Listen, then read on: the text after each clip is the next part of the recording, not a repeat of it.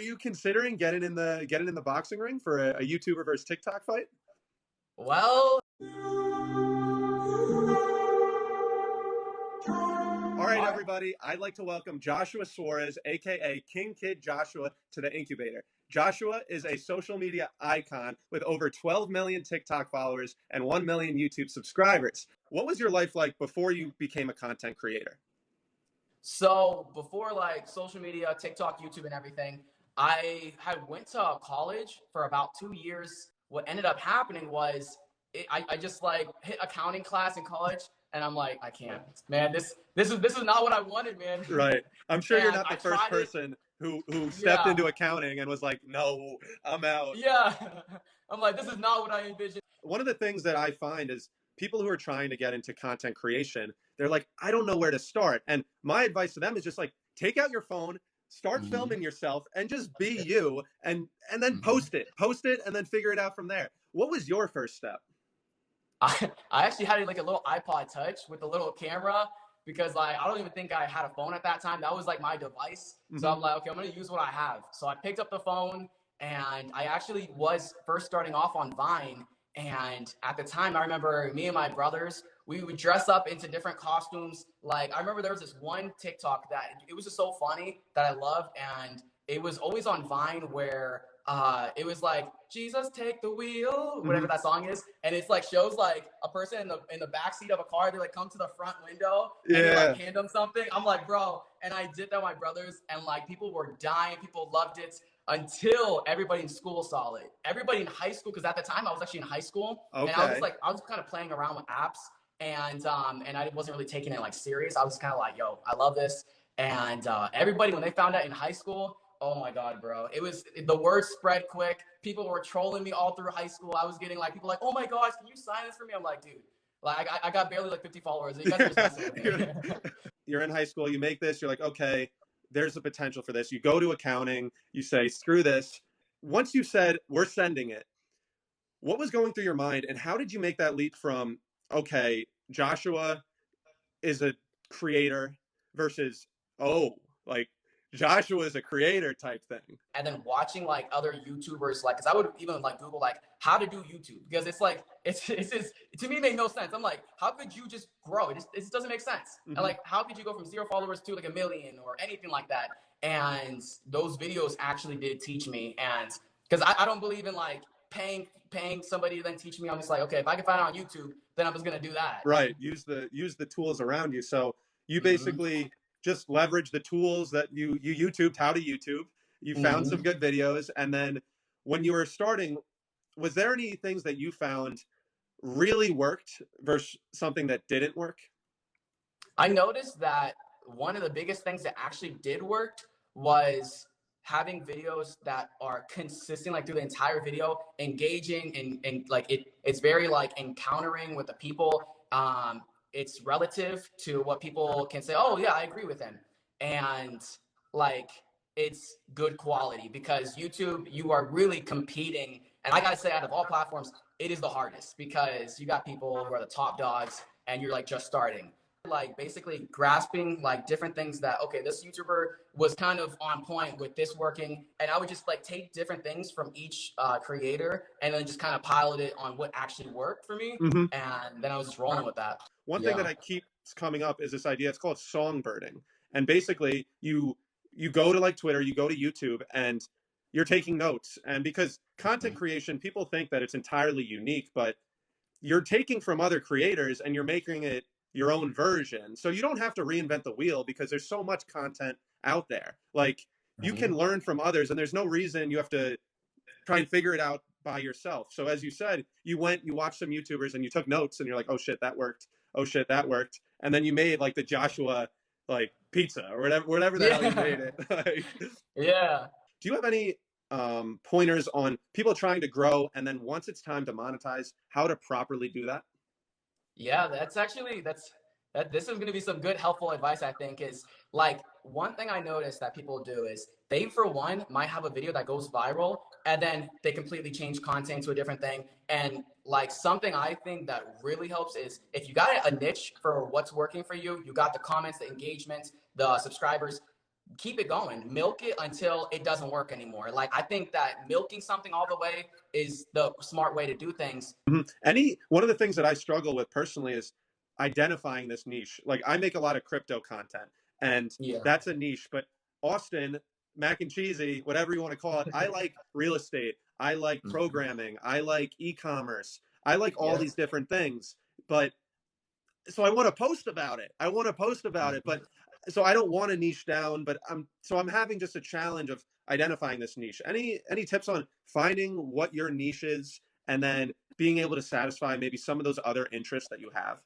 Something that I like to do is always mix two things together. Like on TikTok, I would see people that may do like crypto stuff, and then I would see people who do crypto, but then they also do kind of like a history kind of stuff, or like something where they mix either like some history Mm-hmm. with like some crypto. And it's like the history stuff people love to see. They love to see like green screen, or like you're showing like actual stuff Uh-huh. and results. And it's like those two things together in general, it just catches my eye, because it's like instead of somebody just talking to the camera, people want to see action. Like, if whether it's either that you're just moving around the camera, like my hands constantly moving, like people love to see that you're like constantly doing something. Like, and I think that's why like my ADHD has helped me out, was because like lots of times like I literally have to move around. I have to like, I'll pace back and forth somewhere. Like Mm-hmm. it literally just helps me out. And it, like, for some reason it keeps people constantly like looking at the screen like, what's going on? Because What's you're that? actively moving. Yeah. Mm-hmm. Your content, because I watched a bunch of it leading up to this, and you're moving. I mean, and it's the same, the energy just from this conversation, it's just organic, and that Mm-hmm. comes off in your videos, because now we're having this conversation and I'm like, that's the same dude. Like it makes sense why his content's like that. And I thought you had a great point there about your niche, and then but also like veering off it. So you said the history person who did a little bit of crypto, and now for Mm-hmm. what I was just kind of explaining was, okay, I might be crypto, but maybe I find a way to do an e-commerce, tie e-commerce into crypto. So you're not Yeah. getting away from your niche, but you're able to make videos on this, and you're able to kind of tackle your interest as a creator, but also satisfy what your viewers want to actually Mm-hmm. see. So personally, I wrote that one down. I'm going to take that one away from here for sure. One of the things I just have to ask you this, just because we're seeing it, we're seeing these YouTubers versus TikTokers. I see you grinding, I see you working out, and I'm wondering, like, are you considering getting in the boxing ring for a YouTuber versus TikTok fight? Well, yeah, I've been talking around, and that's definitely something I'm going to be getting into. It sounds like there might be Mm-hmm. something in the works. Yeah, There's, there's something that might be happening. is there any more details you could provide us? Like, right now, okay, what I will say is, I am definitely looking for a YouTuber. I will just say that I'm looking for a YouTuber. Haven't selected a YouTuber just yet, but I'm really looking into it. So you're the TikToker and versus YouTuber. So you have a fight coming up, and I might have to be ringside cheering you on. This house that you moved in, is this designed to be like a hype house esque? I would have to say it's like it's a little more of a like a calmer version of the hype house. Like the hype house, I hear that they got parties every day, that everybody's just kind of doing whatever, like stuff that I can't even mention on TikTok Yeah. live. They're just all out crazy. And I would say like this house is a content house where like everybody all comes to this house, and the agency, they're a part of it. Like we're a part of an agency, and they allow us to be here, and we just create content. We work our butts off. Like this is more of like a house of like, if you want to work, then this is the house for you, because it's like everybody here wants to like take like the next step up and like level up and everything. Do you do Yeah. any vlogging still, or do you plan on getting back into vlogging? You know, it's crazy because yesterday was the first day I pulled up the camera again. I'm like, yo, I'm gonna start this vlogging again. This is a camera I got kind of recent. It was the Get some film in right now. Get some yeah, vlogging yeah. going. Just get some content right now, bro. Yeah, hell Yeah, you yeah. know, I'm gonna do it. I'm gonna turn this on because honestly, like, yo, I'm really trying to get back on it. Okay, here we go. We out About to here. record. We're getting back on the vlog. It's Mac and Yes, Cheesy. We're sir. on the Incubator. We're doing an interview. Joshua is going to the moon, baby. Let's get it. Yes, sir. Let's To get the it. moon. Yo, that's awesome, bro. Yeah, that's something I'm really like. Literally yesterday, I was like, bro, I'm hopping back on it. Like YouTube, like I know that now I'm at a place where it's like, okay, I got to get back on YouTube. I can't let down my fans, man, because it's been a while. Mm-hmm. So A YouTube video, right? I get it. I'm making a TikTok. I'm making a YouTube video, and once the camera's off, you can take a deep breath almost and like exhale a little bit. Um, when you're vlogging, I've never truly done it, but how is that from just like a mental standpoint? Because the vlog is effectively part of your life. That's what it is. So you're filming your life. How does that affect you mentally? I would have to say, like, when it comes to like relationships, when it comes to family, the one biggest thing that I've noticed always, like if I'm over here and like I'm at like a family event and I pick up a camera, my family's like, oh, here Right. we go. He's gonna turn his brother's graduation into some content, and I'm like, it's not like that. It's not like I just have to, and they're like, yeah, okay, yeah, do your content. I'm like, I've noticed that when it comes to family, they'll then be like, to them, it's more of just like, oh, here he goes. He has to record anything that we do for him Yeah. or with him, and like sometimes I've noticed that when it comes to that, it kind of like shuts them down, and they'll just be like, they'll just kind of like be shut off and feel like, okay, he's gonna probably be a little bit separate from us, doing like his own thing. And with relationships, I noticed like with my best friends, like if we go to like I don't know, like the park or something, or just to even talk, like they'll like, no, okay, I can't say anything like this on camera. So it really then like Mm. privates a lot of stuff that they want to talk about, because now it's like, oh, he has a camera, he's obviously gonna post whatever I say. Yeah. So I So it's noticed like with that, and it's it will really make everything seem like ungenuine or ingenuine or whatever, because like if I do something like for my brother, like, or for my mom, like buying her this, like she in general, she had like a TV that was broken, it was beat up, it wasn't working. So I was like, all right, I'm gonna do a YouTube video of me breaking the TV and giving her a new one. And she was so appreciative of it, but it's like I know at the back of her head, she's like, was he doing it for me or was he doing it for content?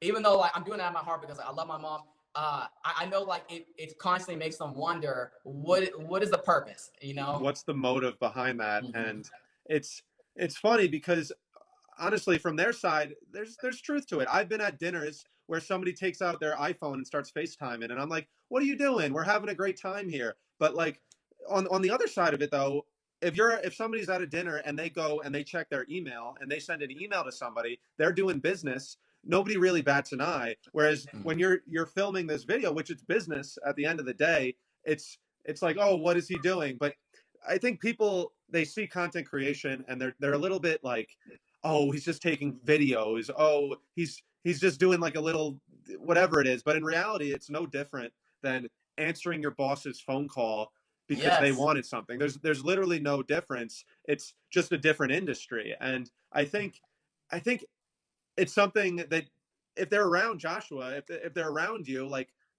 that's what you get. And unfortunately, like that's the life I live in. And there's some perks there. There's perks associated with it, but it's the reality of the matter. Yeah, and then sometimes they'll be like, "Oh, I don't want to be on camera. I don't want to be on camera," and it's like because they'll feel like they're not like camera ready. They're either camera shy or like they that's not how they want to be on the camera. Or whether it's like I don't know, they just don't feel like okay, this is the right time for me to be on film. Mm-hmm. So yeah, I will say like, and I said the exact same thing where it's like, dude, it's no different than picking up an email, than doing anything that requires you to have to like attend something or just have to respond to something. It's no different. It's like I gotta pick this up, I gotta film this. It's all the same thing. Like even for Mm-hmm. people who have normal jobs, like lots of times they'll have to take a call and their boss, whether they're at work or at home, they have to take the call. It's like you got to do it. Mm-hmm. And it's really no difference. But I think maybe as time progresses, we're going to see people a little bit more okay with it, just because it's social media, and I think just more people are getting into it. But yeah, it's definitely it's content creation. It's funny. People are like, "Oh, you just have to make a video and then that's that." But it's a job at the end of the day, because Mm-hmm. what really separates you from other creators, and this is you and in general, is consistency and being able to Yeah. constantly do it. And that's what's important. Anybody can make one YouTube video. Anybody can make one TikTok video. But what truly separates you from the other creators is being able to do it consistently and getting on a schedule. And part of that schedule may require you to break your mom's TV and then buy her a new one. Yeah, like exactly. that may be part of it.